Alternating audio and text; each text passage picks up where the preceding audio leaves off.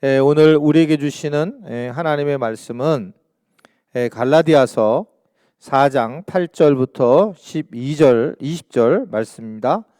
갈라디아서 4장 8절부터 20절의 말씀. 목회자와 성도의 관계는 도대체 뭔가? 라고 하는 제목으로 말씀을 만나겠습니다.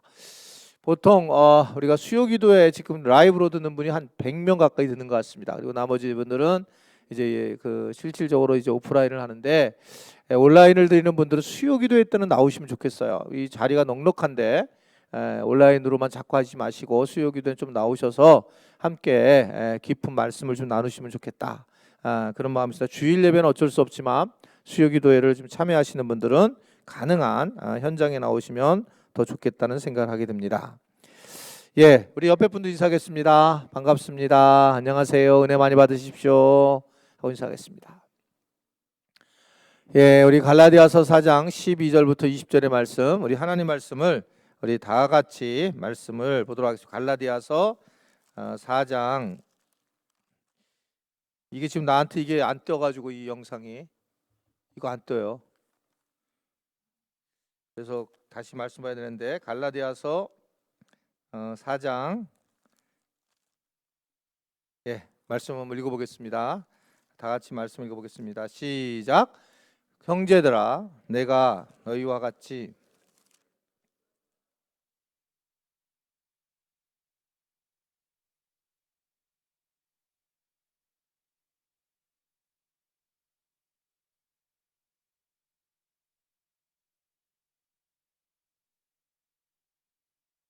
업신여기지 아니하며 버리지도 아니하고 오직 나를 하나님의 천사와 같이 또는 그리스도 예수와 같이 영접하였도다. 너희 복이 지금 어디 있느냐?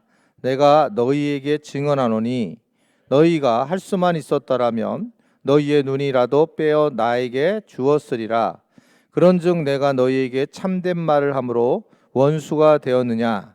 그들이 너희에게 대하여 열심내는 것은 좋은 뜻이 아니요 오직 너희를 이간시켜 너희로 그들에게 대하여 열심을 내리게 하려 하심이라. 좋은 일에 대하여 열심으로 사모함을 받음은 내가 너희를 대하였을 때뿐 아니라 언제든지 좋으니라. 나의 자녀들아, 너희 속에 그리스도 형상이 이루기까지 다시 너희를 위하여 해산하는 수고를 하노니 내가 이제라도 너희와 함께 있어 내 언성을 높이려 함은 너희에 대하여 의욕이 있음이라. 아멘. 우리 주님을 사랑하신 분들은 아멘 하시기를 바랍니다. 갈라디아서를 왜 썼는지를 늘 머릿속에 두셔야 되는데, 갈라디아서를 바울이 쓴 이유는 바울이 인사말부터 흥분된 어조로 갈라디아 사람들을 어리석도라고 그렇게 이야기를 하면서 너희가 십자가로 시작을 했다가 이제 육체로 마치겠는구나 하면서 아주 직격탄을 쏘는 장면이 나옵니다. 얘는 아주 간단했던 거예요. 우리가 이건 길게 복습을 할 필요는 없고 다 아는 거지만 다시 한번 우리가 이걸 중요하기 때문에 십자가 하나면 충분한 그것이 복음이라고 했는데, 이 이스라엘 백성들이 할례를 받았기 때문에 예수 믿고 할례를 받아야 한다. 이게 주장이 되면서 수많은 사람들이 와서 이 야고보가 보낸 사람들이 거기 갈라디아 사람들에게 이 복음의 플러스를 완을 증거하기 시작을 했습니다. 그러면서 거기 사람도 아니다. 우리가 가르쳤던 사도 바울은 그렇게 가르치지 않았다. 그랬더니 그 사도는 잘못된 사도다라고 하면서 사도 바울을 이제 공격하기 시작을 한 거예요. 자, 목회자가 공격을 당하니 시간이 지나면서 그 갈라디아 사람들이 갈라디기 시작해서 이제 갈라디아서라고 유머예요. 이제 그 시작을 이제 갈라지기 시작을 했다고요. 그러면서 이제 결국은 굉장히 어려움을 겪었지만, 근데 이게 우리가 이해가 되는 게 뭐냐면, 이렇게 하면 이해가 안 되지만 이런 거죠. 제가 말씀드린 것지만 예수를 믿고 나니까 병이 낫더라. 날 수 있다 그랬습니다. 예수 믿고 아파트 평수 넓히더라. 진급하더라. 그럴 수 있어요. 자, 그건 하나님 주신 복이라고 했는데 어느 날 그것이 반드시 예수를 믿고 방언을 해야 되고, 반드시 예수를 믿고 그리고 세상에서 성공을 해야 되고, 반드시 예수를 믿는 사람만이 세상에서 무엇인가 물질적으로나 또는 명성을 얻어야 된다. 이것이 복음이다라고 하는 것을 생각한다면 우리는 질색할 거예요. 근데 이거를 사실은 우리는 가지고 있다는 거죠. 그러니까 지금도 여전히 사도 바울이 그렇게 애타게 얘기를 했던 부분들이 여전히 남아서 그렇게 살아가는. 그래서 우리가 예전에 한번 우리 교회가 그 성지를 갔다 왔잖아요. 그 이집트 성지를 갔다 왔는데 저희 팀이 쫙 빠지고 나서 저희 그 다음 팀이 테러가 났었죠. 그 다음 정도에 테러가 났었어요. 그래서 테러가 나가지고 우리 교단에 있는 교회의 시골 제천에 있는 교회에 거기에 있는 부목사님이나 거기 또 우리를 인도했던 제사장님 그분이 돌아가셨어요. 그래서 그때 이제 만약에 그런 거를 제가 그때 만약에 뭐 어떤 분이 저한테 얘기했기 때문에 그런 거예요. 지금 그분이 여기는 안 나오셨지만 그분이 그냥 목사님 너무 감사하다고 우리 교회는 이렇게 하나님의 은혜로 테러를 안 당했다. 이제 그때 제가 깜짝 놀랐죠. 자, 이게 고맙고 감사한 일은 돼요. 고맙고 감사한 일. 그렇게 우리가 교회가 테러를 안 당해서. 그런데 만약에 그것이 강조가 돼가지고 교리화가 되면 결국은 그 앞에 간 그 시골에서 정말 뭐 6년인가 7년 동안 개를 벗어 이 이스라엘 성지를 가려고 했었던 그 권사님들 참 너무 슬픈 얘기라는 거죠. 근데 이거를 절대화시킨 것 자체가 이 갈라디아 교회에 문제가 있단 말입니다. 그러니까 그런 것들이 마저 예수 믿으면 부자가 되고 예수 믿으면 건강한 거야. 이게 완전히 자리를 잡는 거와 마찬가지다. 그러니까 사실은 지나보니 십자가와 복음은 없어지는 거예요. 그러니까 야, 니네들은 십자가로 시작했냐? 그래놓고 이렇게 율법으로 망할 거냐? 육신으로 망할 거냐? 육신의 일이 현저하구나 하면서 굉장히 사도 바울이 아파하는 거예요. 너무 심각하다 너희들. 어떻게 이럴 수 있느냐? 이 어리석은 이 갈라디아 사람들아 라고 하는 것이 전체 이야기입니다. 그러면서 지금 문제점이 뭘로 등장을 했냐면 이 중심의 타켓이 사도 바울이었단 말이에요. 사도 바울이 전한 복음이 맞는 거냐 아닌 거냐 이 논리로 사도권으로 넘어가면서 그러면서 이방인들과 먹는 사건들이 쭉 이야기가 나오고 본인이 바로 이 예루살렘 공의회에 갔다가 직접 내가 거기서 제자 훈련 받은 게 아니라 나는 다메섹에서 예수님에게 직접 이방인의 사도라고 하는 걸 불림을 받았고 결국 내가 그 예루살렘 공의회에 가서 야고보나 베드로하고 이야기를 나눴을 때 그들이 내게 이방인의 사도로 허락을 했고 나는 목회자로서 이제 인정을 받았다라는 것을 이제 얘기를 하죠. 앞부분에서 쭉. 자, 그리고 이제 오늘로 넘어오는 거예요. 4장으로 넘어왔는데 지금 사도 바울의 가장 큰 상처는 뭐냐면 본인이 목회를 하고 있는 이 갈라디아 교인들한테 목회자로 인정을 받지 못하는 거예요. 하도 주변에서 계속적인 false 즉 거짓이 계속 난무하면서 이 팩트가 없이 얘기를 하면서 계속적으로 그 마지막 가지고 있었던 영적 권위가 다 무너지는 겁니다. 다 무너지면서 그러면서 목회하기를 굉장히 어려운 거예요. 사실일 것 같아요. 저도 뭐 경험을 했잖아요. 이 경험인데 정말 뭐 설교하기도 힘들고 그리고 말하기도 어렵고 교인들 얼굴 보기도 힘드는 그런 과정들이 생겨나더라고. 정말 마귀가 공격하는 부분이 어딘지를 알게 되더라고 저도요. 근데 사도 바울은 이 사실을 정말 느끼는 거예요. 그래서 실제로 목사하고 그러면 그럼 내가 너희들에게 목자인데 목자와 성도들의 관계가 뭐냐? 그래서 오늘 이게 제목이에요. 도대체 진짜 뭐지? 목회자와 성도의 관계는 뭘까? 근데 이게 여기서만 얘기하는 게 아니고 많은 곳에서 바울이 목양을 한 곳에서는 이야기를 계속해요. 베드로도 이야기를 많이 하고 목양 즉 목자와 목회자와 성도의 관계는 뭐냐라고 얘기를 하고 있단 말입니다. 뭐예요 도대체 여러분? 자, 우리가 신앙생활을 교회에서 하는 생활을 신앙생활이라고 했었어요. 그래서 우리가 이 모이는 교회도 굉장히 중요하고 흩어지는 교회도 중요합니다. 제가 보통 수요 기도에 나오라고 얘기하지 않았어요. 오늘 처음 얘기했을걸요 아마 제가. 근데 오늘은 왜냐면 지금 코로나 때문에 흩어질 수 없기에 이제 그런 교회 있으면 나와서 지금 이 영상 듣는 분들 가슴 찔리면서 다음 주에 나오시면 되는데 어쨌든 그냥 나오셔서 그냥 듣는 게 낫다. 이제는 그렇게 생각해서 나오라는 거지만 저는 주일 예배 외에 다른 예배에 막 나오라고 강조를 많이 한 적이 없어요. 그 얘기는 흩어져서 세상에 나가서 생활 선교사로서 살아가는 것이 저는 맞다고 생각하고 이게 교회의 본질에 맞다. 그러나 모이는 것이 1차예요. 2차가 흩어지는 거예요. 1차가 더 기본이 돼야 되고 1차에서 단단히 훈련되고 그래서 해야지 흩어졌지. 바로 흩어진다는 교회가 없었어요. 그럼 교회가 되지 못하죠.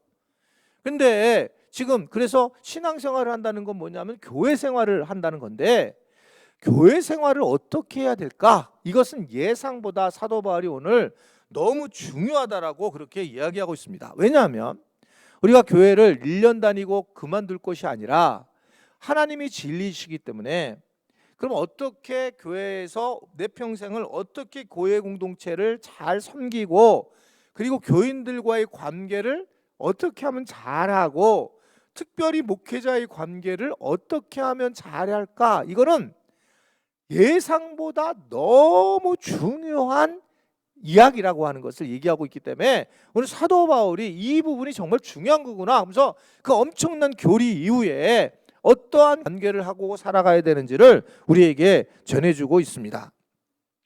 즉 어떻게 내가 교인들과의 관계를 형성시키느냐가 신앙생활이고요, 내가 어떻게 목사님과의 관계를 하고 나가느냐도 정확한 신앙생활이에요. 이게 바울이 얘기하는 부분입니다. 그냥 뭐 목사님이 저거 얘기하고 뭐 먹고 싶으신가 보다 이게 아니고 바울이 성경에 깔고 얘기를 하는 거예요. 바울이 얼마나 이게 중요한지. 그래서 이 건강한 교회를 만든다라고 하는 것은 성도들이 어떻게 관계를 할 것인가와 또는 목사와 성도들이 어떻게 관계를 할 것인가가 매우 중요한 교회의 모습입니다. 말할 거 없죠. 여러분들이 지금 신앙생활이 힘들다라고 했을 때 하나님과의 관계가 힘든 분들은 많지 않을 거예요. 하나님과의 관계가. 근데 주로 목회자의 관계가 힘들거나 또는 더 나아가서 성도들끼리 관계가 어렵게 되고 이런 관계를 통해서 하나님의 관계가 흠이 생기면서 어려워진단 말입니다. 근데 우리는 그런 걸 알고 있는데도 불구하고 사람들은 뭐 이 부분에 그렇게 많은 신경을 쓰지 않는 경향이 있는데 오늘 바울은 지금 분리된 그 잘못된 교리를 갖고 있는 갈라디아 교회에 대해서 이것이 무엇인지 도대체 무슨 관계인가 이거를 설명을 하고 있어요. 그래서 오늘 우리는 한번 그걸 찾아보고 싶은 겁니다. 즉 목사와 오늘은 성도의 관계가 도대체 뭔가, 바울이 말하는 부분에서 도대체 무엇인지를 좀 알아야 된다. 많은 사람들이 영적 지도자와 관계가 망가지면서 기쁨을 잃게 되어요. 목회자도 분명히 마찬가지고요. 목회자도 성도들과의 관계가 막혀지면 그렇게 되면 목회를 하는데 기쁨을 잃는 것도 당연합니다. 자, 이런 것이 기쁨이 없고 어떻게 보면 교회도 성장을 하지 못해 건강하게 축복된 어떤 그런 공동체의 이미지도 잃어버리게 되고 마찬가지인데, 그러면 사람들은 그런 얘기를 하잖아요. 뭐 목회자와의 관계가 어렵고 지체들과의 관계가 어려울 때 뭐라고 얘기하냐면 네가 교회를 나오는데 주님을 보고 나오지 어디 목사를 보고 나오냐, 주님만 바라보고 나와라, 하나님만 바라보고 나와라. 맞는 얘기입니다. 본질적으로 맞는 얘기예요. 그렇게 이야기를 하지만 그런데 이거를 그대로 받아들일 수 없는 이유는 관계적인 것이 이렇게 관계한다는 게 한 사람의 관계를 이야기하고 오지 않아요. 제가 상담을 공부하면서 제일 크게 배웠던 게 뭐였냐면 우리는 오직 주님, 이렇게 해서 오직 주님만을 배웠다가 그렇게 복음으로 가는 그걸만 배웠다가 하워드 크라인벨이라고 이 클레아몬트 교수가 계셨는데 이분이 성장 상담이라는 엄청난 새로운 분야를 제가 학생 때에 이제 그분이 발표를 했어요. 그래서 하워드 크라인벨이라는 사람이 상담 쪽에서 굉장히 유명한 사람으로 자리 잡았는데 그때 제가 책을 보면서 갑자기 굉장히 놀랐던 거예요. 사람은 보통 관계를 7가지 이상을 관계를 일반적으로 하고 있다는 거예요. 내가 그냥 여기서 이렇게 있는 순간에 관계를 7가지가 있는데 7가지가 다 나한테 영향력을 미치고 있다는 거예요. 다 어떤 방식이든지. 그러니까 사실은 모든 관계들이 그런 영향력을 미치는 게 현실적인 부분이다라고 볼 수 있는데, 단순히 그래서 우리가 하나님 관계가 어려워서 교회와의 관계가 어려워지는 것, 이것만 있다는 게 아니라 다 반대의 방식도 있다라고 하는 것을 이야기를 하고 있습니다.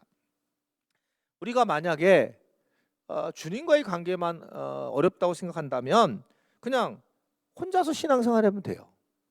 그렇죠? 혼자서 집에서 신앙생활하면 되잖아요. 요새 뭐 얼마든지 유튜브 틀어놓고 신앙생활 혼자서 하면 되겠죠. 예, 단순히 주님만 바라보고 살아간다면. 그런데 교회라는 게 뭘까? 이미 알잖아요. 교회라고 하는 것은 사람의 지체들의 공동체가 교회예요. 이 얘기는 역동이 있기도 하지만 상처도 있고 아픔도 있다는 거죠. 교회라고 하는 본질이 사람이기 때문에. 한번 저를 따라할까요? 교회는 사람이다. 사람이 모여 있는 게 교회고 그것을 성령이 하나의 띠로 만드셨다. 이게 이제 교회의 본질적 모습이거든요. 한 성령으로 한 세례로 우리가 하나가 됐지 않았느냐. 이게 바울이 에베소서에 계속 에베소 교회에다가 이야기한 부분이에요. 그러니까 교회라고 하는 것은 결국은 함께 지체들이 모여서 예배를 드리고 그 다음에 그 예배의 힘을 통해서 세상에 흩어지는 것, 그래서 하나님의 나라를 전하는 것, 여기까지가 교회예요. 여기까지가. 그러니까 이것이 다 교회의 모습인데, 그런데 어떻든 이런 관계적인 것이 다양한데 그 관계적인 것들을 우리가 잘 훈련받고 일깨워 나가는 것은 교회 안에서 굉장히 중요하다라고 생각할 수가 있습니다. 그 중에 이제 목회자와 성도들의 관계는 어때야 될까? 뭐 쌈박해도 좋고 또는 어떨 때는 뭐 너무 막 질퍽해도 좋고 뭐 다 좋은데, 적어도 제가 볼 때 우리 바울이 오늘 얘기하는 그 성경의 구절을 보게 되면 목사님이 목회자가 어떻게 살아가고 있는지를 전혀 알지 못하고 그냥 아무것도 관심 없게 사는 것은 아니에요. 그런 거는 절대 없어요. 여기. 그러니까 목사님은 목사님이지 회사원이지 뭐 이렇게 얘기를 하고 있지 않아요. 그런 관계가 아니에요. 적어도 목사님한테 상치를 심었으면 상치를 갖다 주는 거.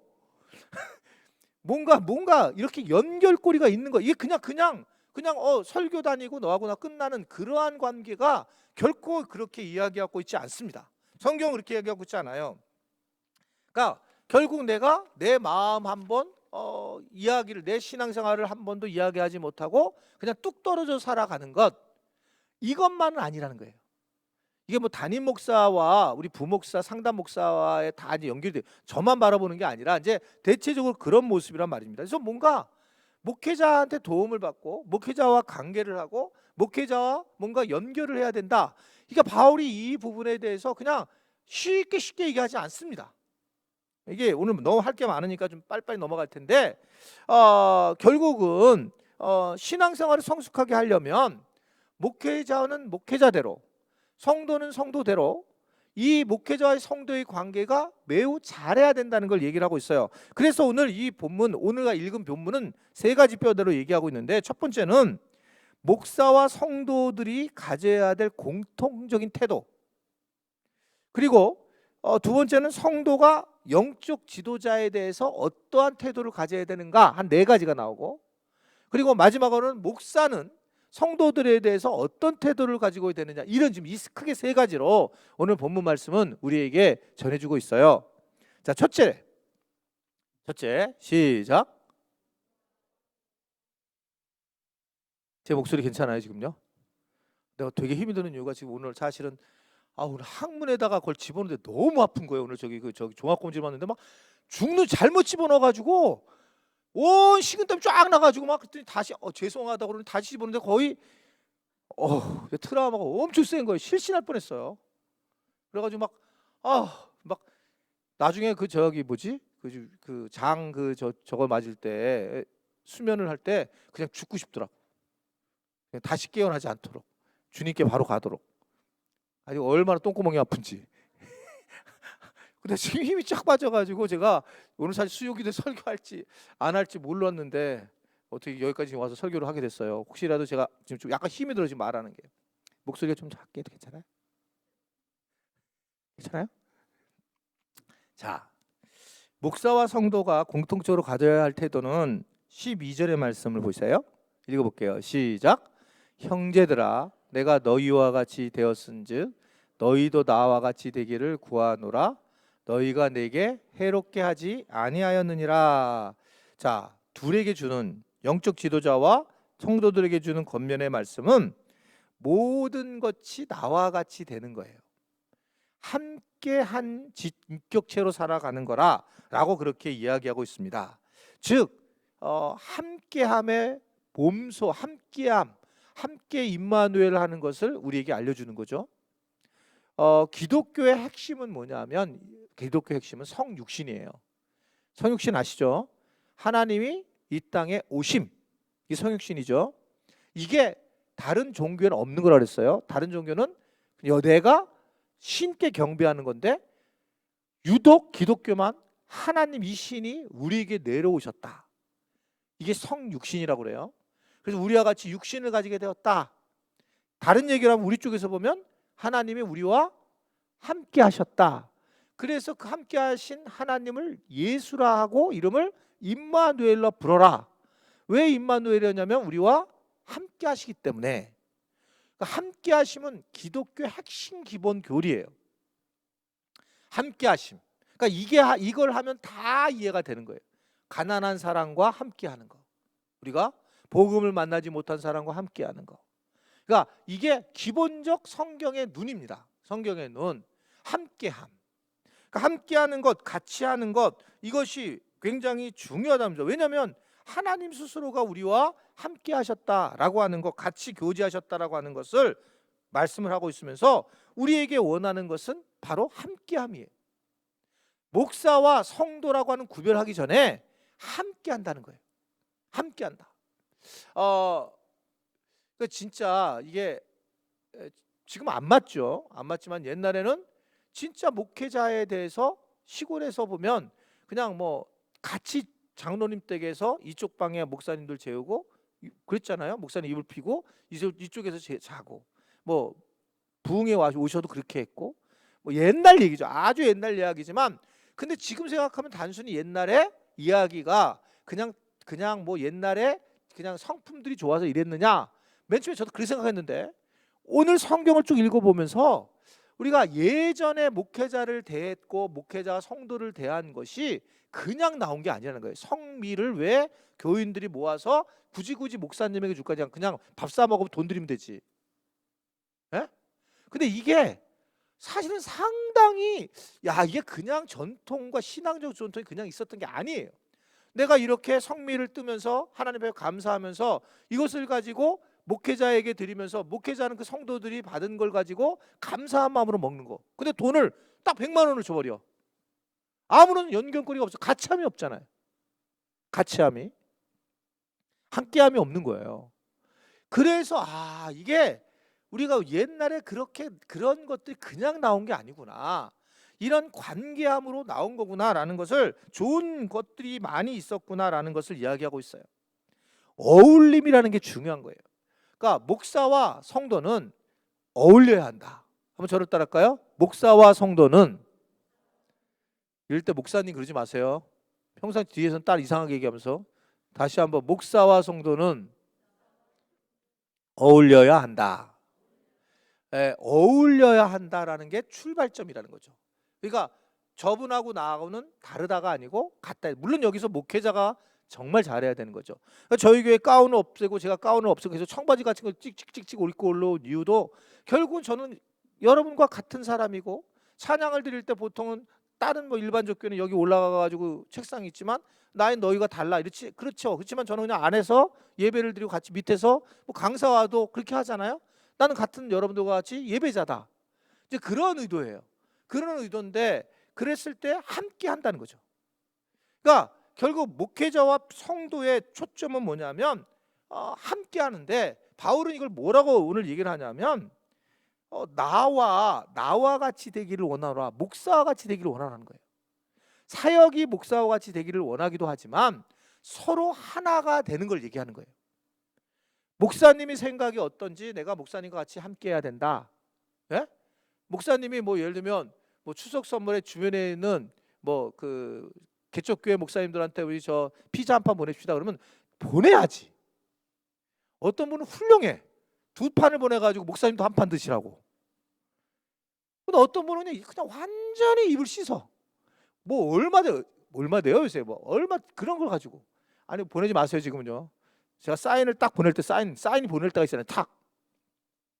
근데 그럴 때 그냥 조금 나누고 그냥 그럴 때 같이 가는 거예요. 같이. 뭐 제가 혼자 피자를 다 먹겠어요, 혼자? 뭐 먹어도? 그러니까 어떻든 간에 이제 그럴 때에도 같이 가는 거 참 중요하구나. 같이 하는 거고 그리고 여러분들이 적어도 담임 목사가 가지고 있는 목회 철학을 충분히 인지를 하고 누군가 얘기를 할 때 우리 교회는 이런 교회라고 얘기할 수 있는 그만큼 같이 돼야 되고 그만큼의 열정을 가져야 되고 같이 경주자가 돼야 되지. 여러분들은 저 혼자 막 따라오세요. 그리고 저는 저 혼자 막 아침 수다 막 혼자서 막 지금 눈이 빨개지게 막 혼자 하는데 그냥 만약에 그냥 아이고 힘드시겠네 이러는 거하고 다르다는 거예요. 나와 같이 너희들도 애쓰고 힘써라 라고 하는 거죠. 제가 그 얘기를 SL인가 다음 세대한테 들었는데 다음 세대 선생님 중에 그런 선생님이 있다는 거예요. 아니 요새 목사님 너무 열심히 하는데 우리가 이러면 안 되는 거 아니냐. 아니 목사님들 이렇게 되게 열심히 하시는데 우리가 이렇게 그냥 우리 가만히 있지. 저는 그 얘기만 듣고도 큰 위로를 받았어요. 할렐루야. 그냥 위로 왜 그러냐면 제가 그냥 그 같이 가야 된다는 느낌이 있는 거죠. 그래서 뭘 할 거냐 말 거냐는 중요하지 않아요. 같이 하는 것이 그러니까 저는 또 우리 교인 같아야 되는 거죠. 저는 우리 교인처럼 저도 같이 가야 되지. 나는 목사니까 다르게 살아야 된다는 또 그 또한 아니다. 그래서 뭔가 같이 가는 똑같은 저도 교인들 상황에 있을 때에 거기에 그냥 똑같은 사람으로 서 있는 것, 똑같은 사람으로 서 있는 것, 그래야 된다는 거죠. 그래서 제가 다른 방식으로 여러분과 다른 사람처럼 살아가는 것은 바울이 말한 관계는 아니에요. 에베소서 4장 11절과 11절의 말씀을 보면 시작. 어떤 사람은 사도로, 어떤 사람은 선지자로, 어떤 사람은 복음 전하는 자로, 어떤 사람은 목사와 교사로 삼으셨으니 이는 성도를 온전케 하며 봉사의 일을 하게 하며 그리스도의 몸을 성도를 온전케 하고 봉사의 일을 한다. 그래서 온전케 한다, 성도를 온전케 한다라고 하는 것은 온전케 하여가 이 관용구예요. 앞서서 온전케 만들어서 봉사의 일을 하게 만드는 거야. 그게 교회에 그리스도의 몸을 세우게 하려는 거야. 이런 뜻이에요. 그러니까 성도를 온전케 하는 것은 다 목사겠느냐는 거예요. 자, 교회 리더십들은 성도를 온전케 하는 일, 이 일을 담당하는 거예요. 온전케 한다는 것은 구비한다라고 그래요. 구비했다. 옛날 성경을 보면 즉 준비하게 만들었다는 거예요.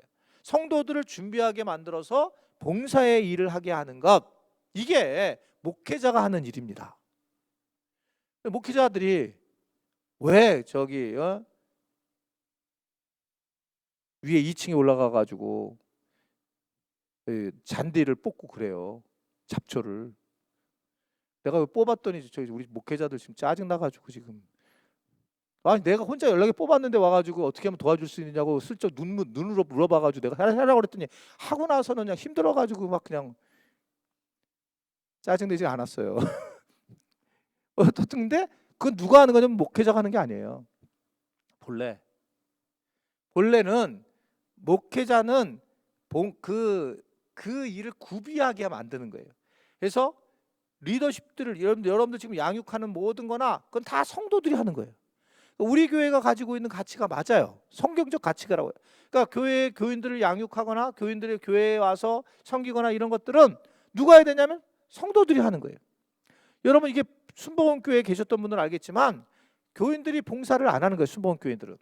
그러니까 목사님들이 한 2-30명이에요. 보시면 성도 그 교회 순복음 교회는 왜 그러냐면 싱어도 안 와. 수요일 날. 여기도 없어요. 여기요. 키보드도. 그럼 여기 여자 전사님 2분이 앉아요. 여기는 싱어는 목사님들이에요. 드럼 치는 목사님이고. 이분들 교구들 맡으면서 예배를 다 하고 나머지 교인들은 다 예배당으로 그냥 앉아 있는 거예요. 쭉 앉아 있는 거예요. 그렇다고요. 근데 어렵죠. 교인들이 여기 우리 수요일에 자랑거리잖아요. 이 지금 앞에 우리 보아스가. 근데 이렇게 수요일에 이렇게 나와서 찬양하는 데가 어디 있다고 그래요?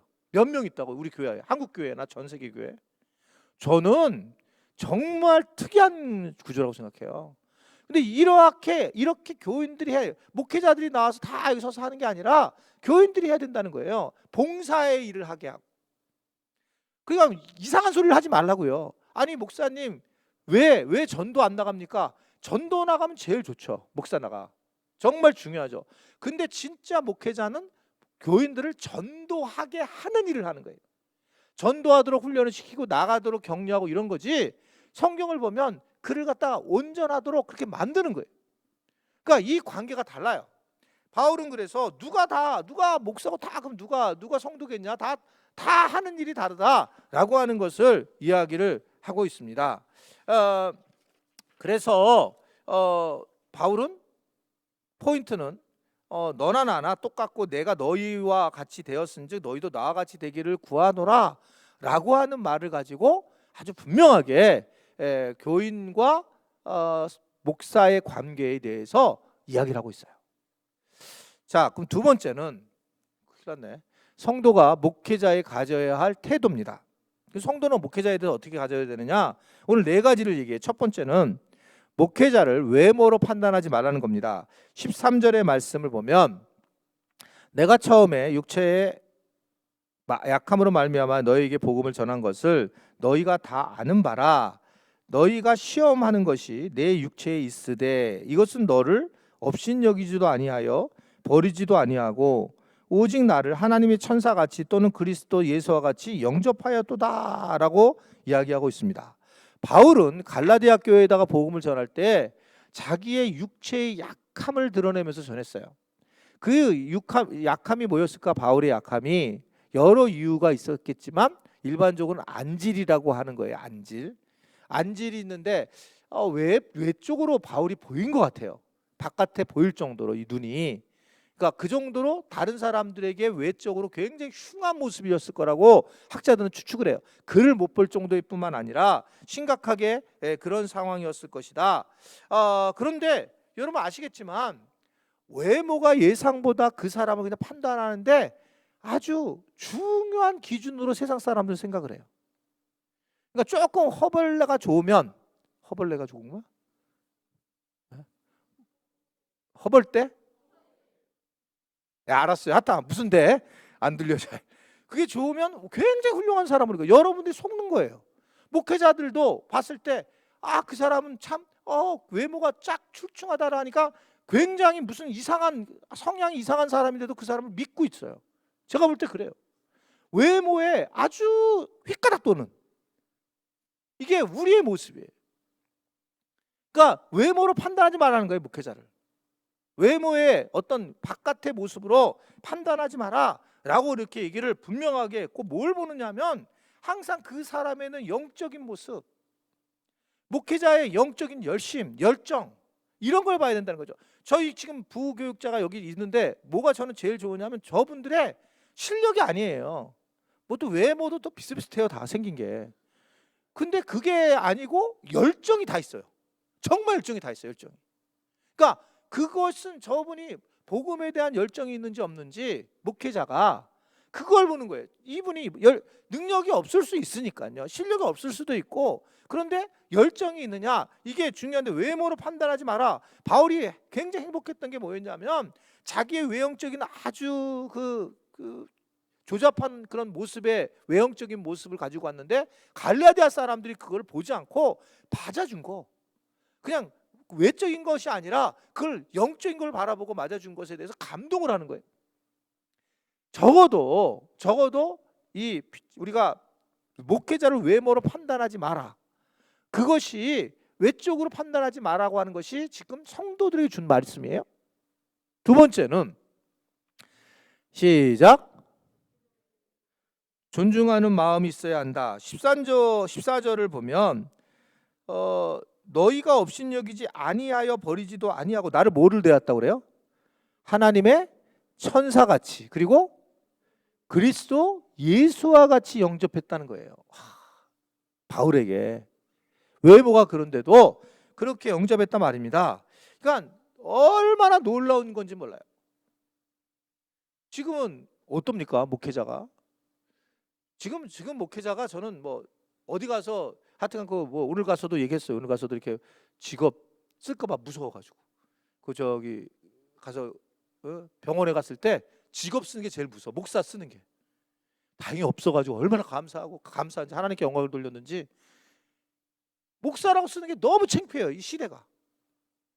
교인한테도 창피하고 세상에 나가서도 창피하고. 정말 슬픈 얘기예요. 슬픈 얘기. 목회자가 잘못한 게 너무 많죠. 너무너무 많고, 그리고 교인들도 마찬가지. 나는 목회자에 대하는 것이 거의 비슷하다고 그렇게 생각합니다. 그러니까 바울에 대해서 뭐같이 대했냐면, 목회자를 예수 그리스도와 천사처럼 대했다는 거예요. 이거는 그 사람이 예수 그리스도하고 천사냐가 아니에요. 대하는 사람의 마음이 그렇게 대할 때 그렇게 예수님이 되고 천사가 되는 거예요. 아멘이세요? 이 사람이 대할 가치가 있어 그런 게 아니고, 목회자를 적어도 대할 때는 너희가 천사처럼 그리고 예수님처럼 대해라. 이게요, 그렇게 되면 그 사람의 신앙이 완전히 달라진다는 거죠. 제가 몇 번 설교를 했던 얘기예요. 서울 연동교회가 제가 부목사였을 때에 거기에는 정말 순수한 신앙을 가진 분들이 깔려, 우리 교회도 그렇지만 깔려 있는데, 그때 대신방을 하면 산동네, 창신도 산동네를 가면 100m 전부터 한 3일 전에 목사님, 제가 부목사 때인데도 신방을 가면 거기에 빨간 줄 있잖아요. 빨간 줄, 이렇게 이삿짐 할 때요, 그 쓰는 줄을, 그걸 막아가지고 애들을 못 뛰어들어오게 거의 100m 거리를. 그래갖고 제가 들어갈 때면 커팅을 해야 돼. 그리고 근데 어떻게 닦았냐면, 그 파란 솔 있잖아요. 파란 솔 큰 거, 그걸 미싱하우스래. 군대에서 미싱하우스. 그러면 그 시멘트가 하얘져요. 나중에 너무 많이 닦아가지고. 비가 오면 와서 닦고, 월요일 닦고. 왜 닦냐면 예수님 오신다고. 그 동네 사람들이 그 올 때 되면 딱 우리가 가면 막 나와서 구경해. 도대체 누가 오냐고, 동네 사람들이. 그래 구경할. 저는 그런 대접 받았어요. 여기서는 받은 적이 없어요. 수원에서는. 그러니까 근데 그게 내가 그래서 내가 폼 잡고 이런 게 절대 안 돼요. 내가 아니라는 거 알잖아요. 눈물이 나죠. 그리고 이분이 예수님을 대하듯이 저를 대하는 거예요. 근데 그 얘기는 뭐냐면, 내가 나쁜 놈만 안 되면 그 집사님은, 그 권사님은 정말 믿음이 좋은 거예요. 그만큼 순수하게 받아들인다는 거죠. 저는 이걸 없애면 안 된다고 생각해요. 그 신앙을 가져야 되는 것은 오늘 사도 바울이 우리에게 말씀하고 있단 말입니다. 지도자가 부족합니다. 목회자가 문제가 있어요. 없다는 얘기를 하지 않았잖아요. 계속요. 이 문제가 있지만 적어도 내가 목회자를 인정하는 것, 존경하는 것은 너무너무 중요한 부분이다. 여러분 잘 한번 생각해 보세요.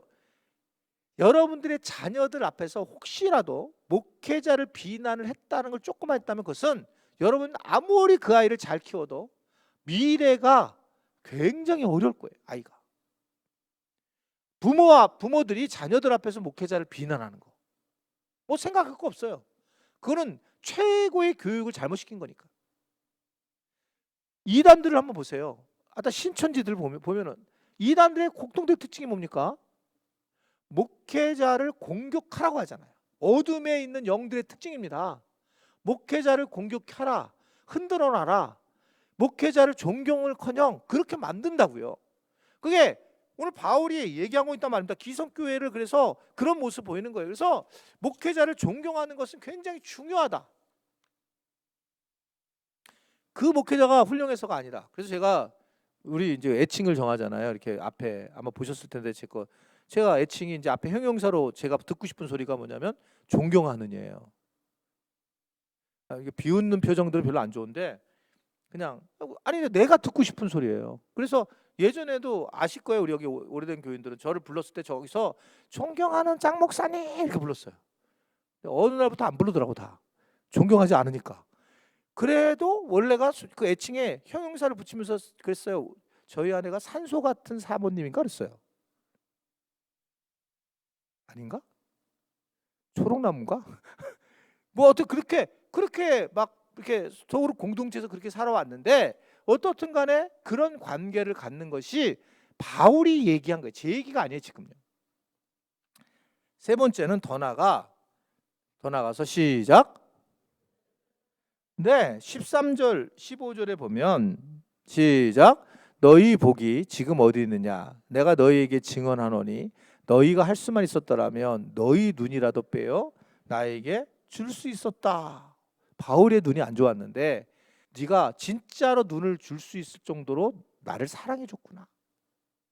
이 표현이고, 그리고 더 나아가서는 결국 굉장한 관용어로 본다면 사랑했다는 거예요. 이게 이성적 사랑이 아니죠. 목회자로서 사랑하는 것.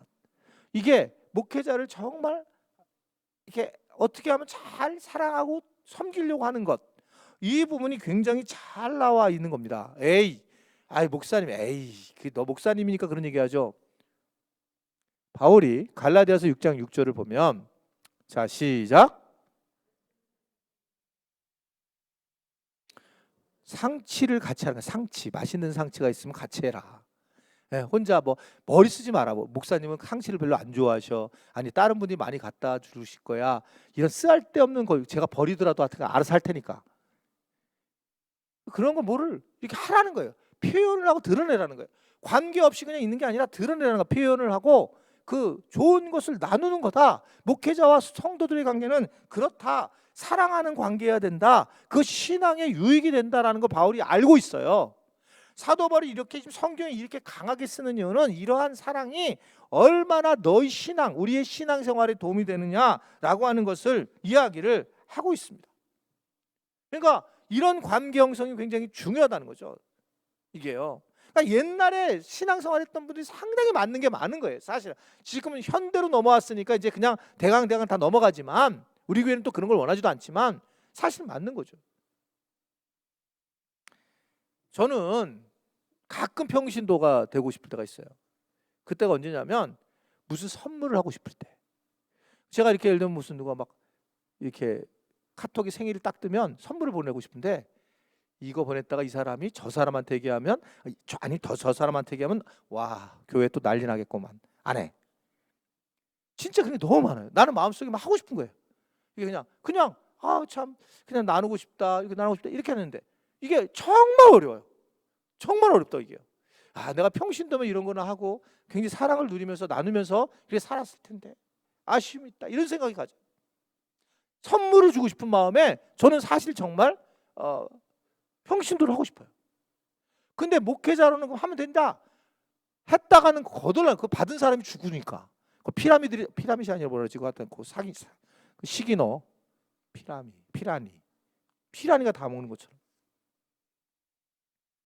네 번째, 시작. 어렵겠죠. 지금도 제가 막 이런 말을 하니. 근데 바울은 16절의 말씀을 보면 시작. 그런즉 내가 너에게 참된 말을 함으로 원수가 되었느냐? 내가 진짜 참된 말을 했다. 여러분, 상치를 갖다 주세요. 야, 참된 말을 했는데 그걸 갖다가 우리 목사님은 상치에 귀신 걸렸냐? 예를 들면 그런 거죠. 저 상치 이제 안 먹어요, 별로. 너무 많이 먹었어요. 갈라디아 교인들이 사도 바울을 정말 좋아했어요. 근데 야고보가 보낸 사람이 그렇더라라고 하는 팩트가 아닌 거짓이 돌아다녔어요. 그러면서 담임 목사인 사도 바울을 그 교인들이 밀어내는 장면이에요. 그걸 경험하면서 충격을 받았어요. 바울이요. 자기 교인들이 아니, 자기 사람이 자기 교인들이 자기한테. 바울이 엄청 흥분한 거예요. 그래서 어떻게 이럴 수가 있지? 그러면서 막 속이 상했고, 그러면서 내가 여태까지 이야기한 것들은 다 바른 말을 한 건데, 근데 그때 그 바른 말을 한 거 가지고 거짓으로 그렇더라 하고 돌아가면서 나타난다는 겁니다. 저도 많이 듣죠. 긍정 부정으로 설교를 해요. 자, 여러분들 중에서 오늘 아마 내가 이거 한 번도 선물 안 했더니 10여 년 샀는데 또 이걸 나한테 얘기하네. 아이씨. 그런 분한테 준 말씀이에요. 혹시 그런 마음을 가졌던 분이 오늘 말씀 만났다면 그분은 저한테 뭔가를 해야 돼요. 그러니까 내가 나하고 별로 관심이 없으면 그냥 말씀을 그냥 지나가요. 말씀이라는 게 그래요. 말씀이 어떻게든 말씀이 내가 이게 긍정이든 부정이든 나한테 와서 말씀이 얹힐 때에는 성령께서 내 마음에 얹히는 걸 아셔야 돼요. 그래서 여러분 이게 방법, 세상 살아가는 방법 중에 하나가 뭔가 예민하게 막 올라와 있는데 이걸 내가 다시 누르고 다른 걸로 넘어가잖아요. 굉장히 문제가 생겨요. 항상 이게 올라왔을 때는 올라오게 하신 하나님의 뜻이 있어요. 그러니까 그걸 문제를 해결해야 돼요. 완전히. 그러기 위해서 내가 지금 나한테 말씀이 딱 맡겼는데 내가 이 말씀에 대해서 딱 젖혀서 내 마음이 흔들렸다면 그렇다면 그 행동을 취하라는 거예요. 그래서 제가 맨날 설교할 때에 가능한 오늘 문자를 보내십시오. 오늘 그리고 뭔가를 해결해 주십시오. 이렇게 했을 때 행동을 취하라는 이유가 그거예요. 그게 내 안에 안 올라왔으면 아무 문제 없어요. 여러분 아무 문제 없어요. 여러분 풋살장 만드는데 우리가 지금 뭐 몇 천만 원 듭니다. 여러분 헌금해야 됩니다. 여러분 헌금하셔야 돼요. 그래가지고 헌금하세요. 지난번에 하지 않았느냐? 저기 맥주절 때 하지 않았느냐? 그따위 소리 하지 말고 그냥 하지 않으시면 돼요. 얘를 안 할 거예요. 아직 근데 그게 아니라 근데 어떤 분은 내가 해야지. 그러면서 마음에 와서 실제로 헌금하신 분은 수요기도회 때 대부분 있었어요. 수요기도회 때 제가 수요기도회 때 그냥 쑥 지나가면서 올렸잖아요. 얘기를 했잖아요. 항상요. 이번에 발칸에 가야 되는데 누가 뭐 하실 분 마음에 드실 분은 선교사님들 전체를 대접하는 거고 500만 원 정도 되는데 근데 하시는 분이 계시는 거예요. 본인이 근데 안 하는 사람 뒤에 가서 야 이러지 말라는 거예요. 마음에 와닿는 분은 관심 하는 거죠. 이번에 우리 독서 모임에 모여서 젊은 목회자들 10명 있는데 책을 갖다가 뭐 월 한 10만 원이면 그분도 1년 동안 섬길 수 있고 교회 10군데를 섬길 수 있습니다. 그러니까 여기 계세요 지금요. 보내주신 분이 몇 년 동안. 저한테 보내주는 거 아니에요. 그냥 바로 거기로 보내주는 거예요. 그런 분들은 와닿는 분들은 말씀에 반응하면 저는 그 반응하는 사람을 하나님 기뻐하실 거다. 근데 근데 아무나 안 하는 상관이 없으면 그냥 스쳐 지나가라는 거예요.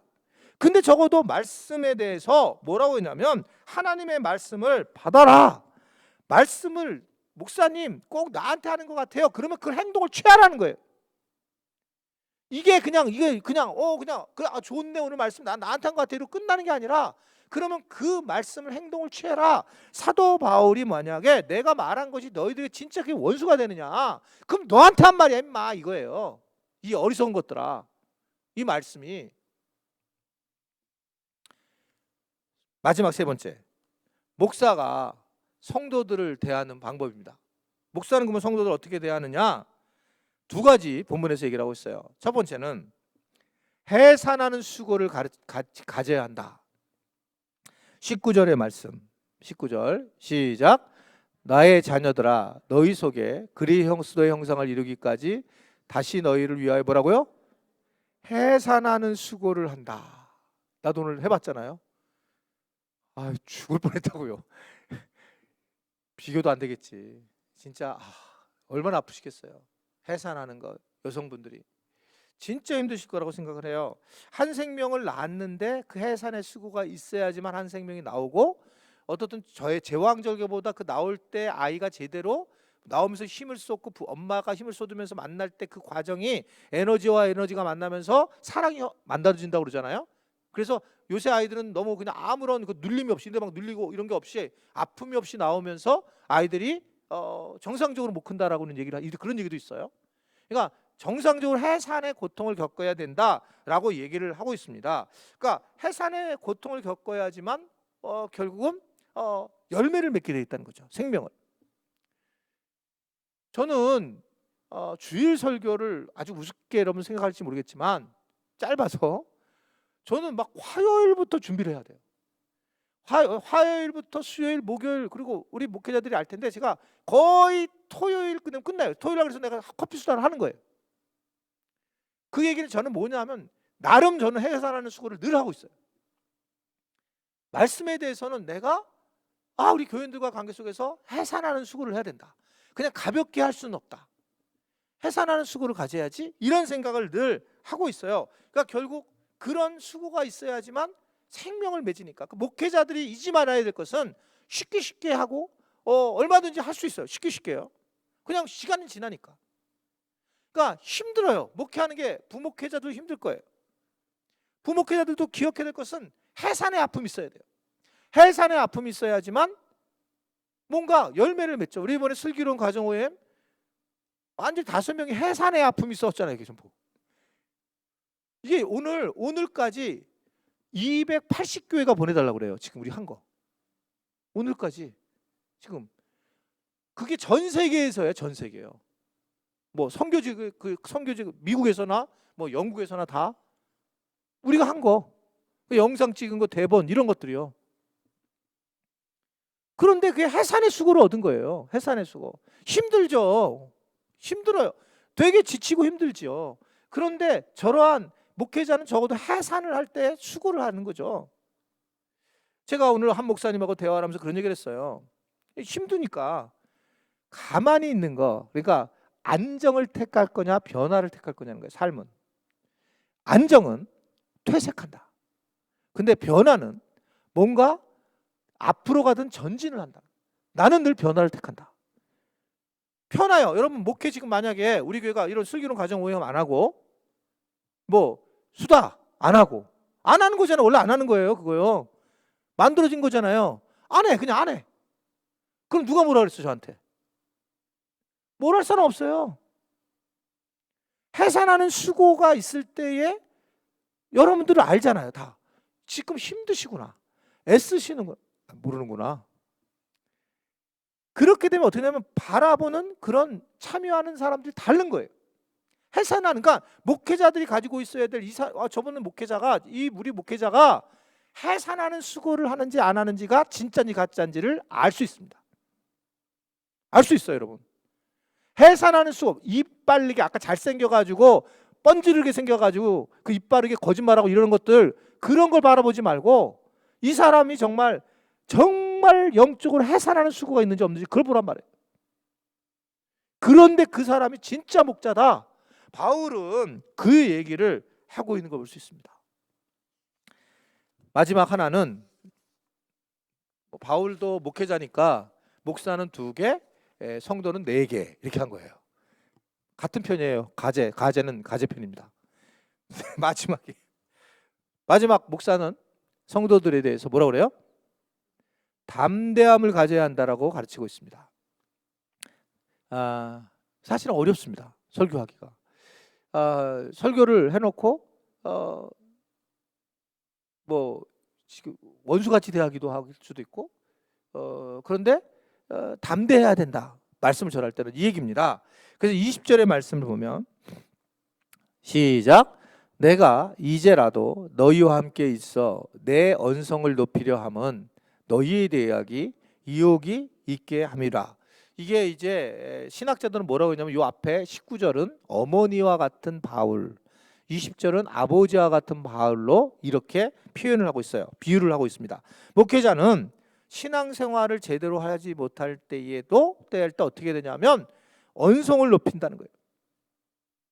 혼을 낸다는 거예요. 혼을 내는 거가 당연하다. 신앙생활 못하는데 그러는 거예요. 오늘 영상으로 보신 분들 이제 뭐 어쩔 수 애기들 때문에 못하는 줄 아는 분들 그런 분 나오셔야 된다는 거예요. 근데 이렇게 나오셔야 되는 게 이렇게 표현하면 안 되고 혼을 내야 되는데 이거 안 되는 거예요 지금요.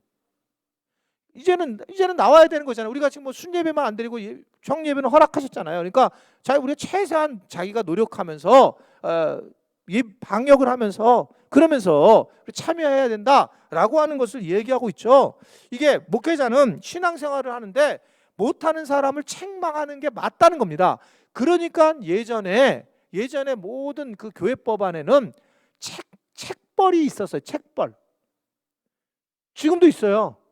교인들이 뭐 잘못 실수하게 되면 교인들을 성찬에 참여하지 못하게 하고 불러다가 법정에 세우기도 하고 여러분 그랬단 말이에요. 이게 칼빈이 종교개혁 때 이걸 한 거예요. 이게 실제로 성경에서 맞는 거랍니다. 왜 이쪽 저쪽 말하고 다니는 아주 그 말 없이 돌아다니는 귀신 같은 사람들 있잖아요. 이렇게 막 말하면서 사방에 막 말 많은 사람들. 그런 사람 불러다가 혼을 내는 게 맞다는 거예요. 아우 너무 좋아. 이거 다시 하면 얼마나 좋을까 이게. 근데 성경은 왜 그러냐면 공동체로 해서 그런다는 거예요. 공동체. 그리고 목회자는 그렇게 할 수 있다는 거예요. 지금 하면 어떻게 될까요? 떠나잖아요. 저도 성격대로 못 사는 거잖아요. 근데 목회자는 원래는 그러니까 여러분들이 혹시 그럴 기회가 됐을 때 아, 내가 목사님이 그랬을 때, 야, 이게 성경에서 맞는 거고 나한테 이게 이러한 교훈을 주시려고 하는 거구나. 목회자의 그러한 마음들이, 근데 목회자가 개인적인 분노라든지 그건 정말 잘못된 거죠. 근데 신앙생활이 잘못되고 자기가 직분을 가지는데 직분자로서 보면 직분자의 모습이 하나도 드러나지 않고 그랬을 때에 목회자가 이 부분에서 책망하는 거 중요한 부분인데 목회자가 마음이 편하지 않다. 그렇기 때문에 지금 못하고 있는 거죠. 그런데 성경은 원래 이것을 바울은 이야기하고 있습니다. 이제 말씀 마치겠습니다. 오늘 목회자와 성도의 관계가 잘못되잖아요. 경험하셨잖아요. 그냥 이게 잘못되면 하나님의 관계가 너무 힘들어져요. 목회자와 그래서 성도의 관계가 잘 돼야 됐잖아요. 아까 제가 얘기했잖아요. 큰일 났네. 성장 상담학을 했던 분. 그러니까 관계가 다양한 관계가 연결이 돼가지고 그래서 다양한 관계가 연결이 된 것들이 결국은 하나님 관계와 연결과 되기 때문에 중요하다는 거예요. 그러니까 그러면 목사님의 관계는 어떻게 되느냐? 하나님과의 사랑의 관계이기 때문에 목회자를 사랑하는 마음을 가져야 한다. 여성적인 사랑이 아니고 어떤 지체로의 사랑, 목회자도 물론 마찬가지인 거예요. 그렇게 해서 결국 이것을 넘어가면 결국은 신앙생활에 굉장히 도움이 된다는 것을 오늘 우리에게 전해주고 있습니다.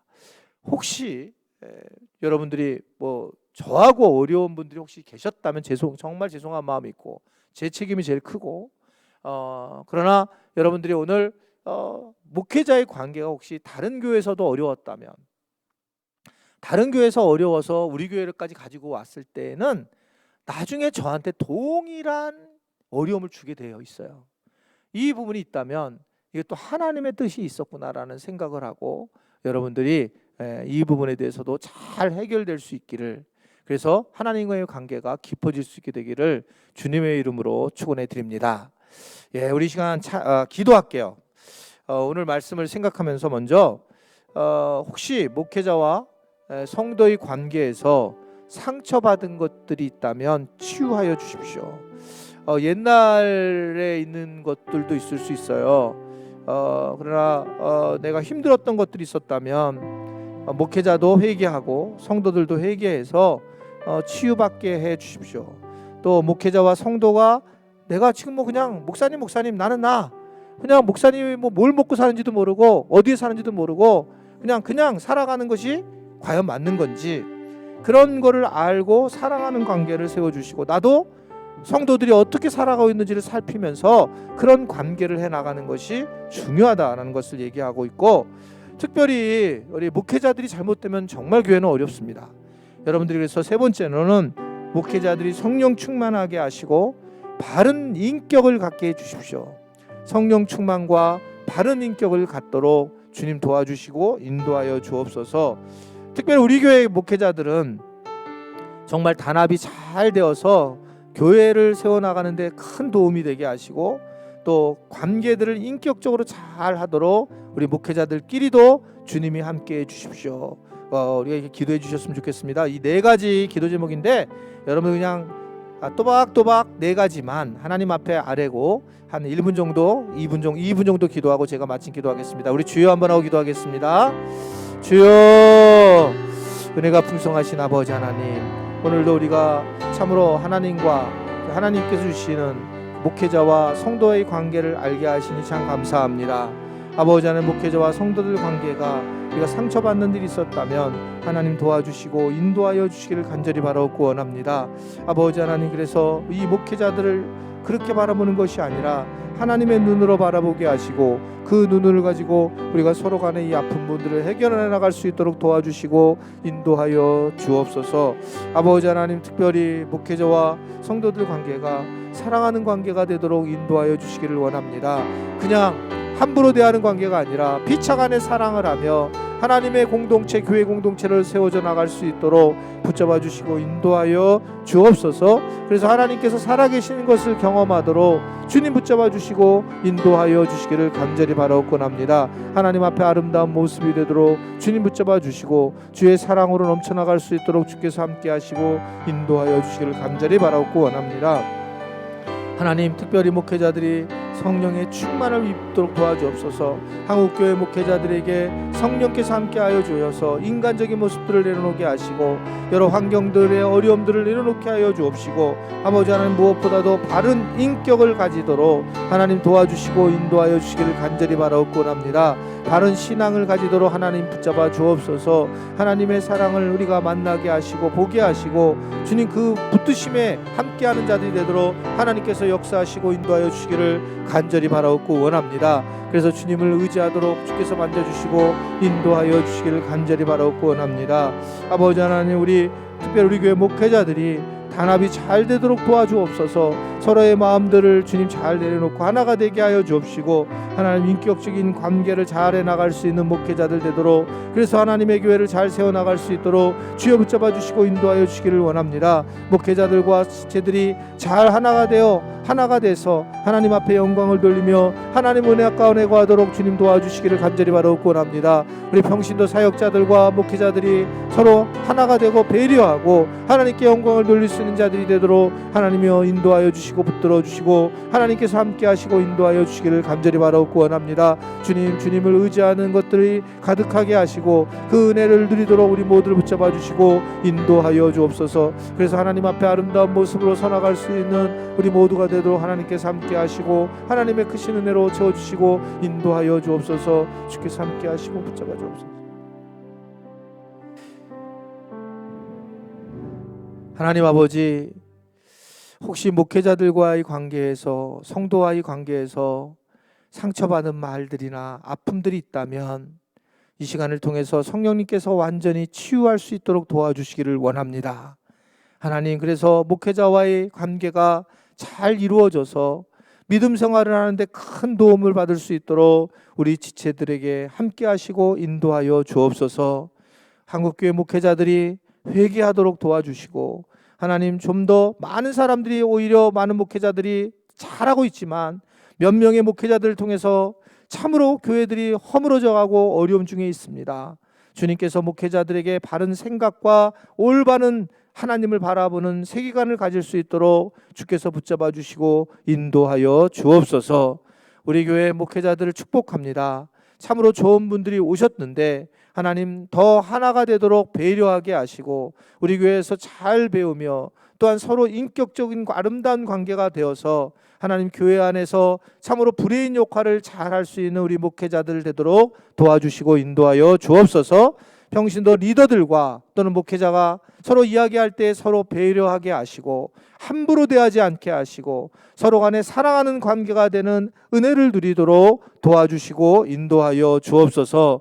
혹시 지금까지 내가 목회자를 이제 멀리할 거야, 내가 이제 사랑하지 않을 거야, 관심 두지 않을 거야 라고 생각했던 그런 마음 아픈 분들이 계시다면 주님 그 마음을 풀어주시고 주여 다시 한번 교회 안에서 참으로 믿음의 삶을 잘 살아갈 수 있는 그런 환경과 또한 마음과 믿음을 베풀어 주옵소서.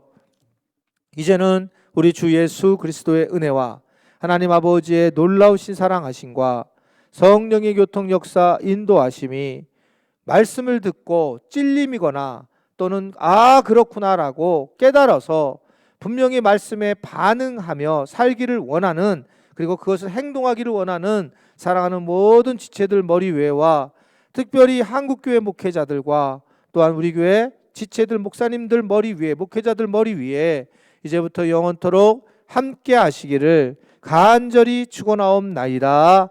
아멘.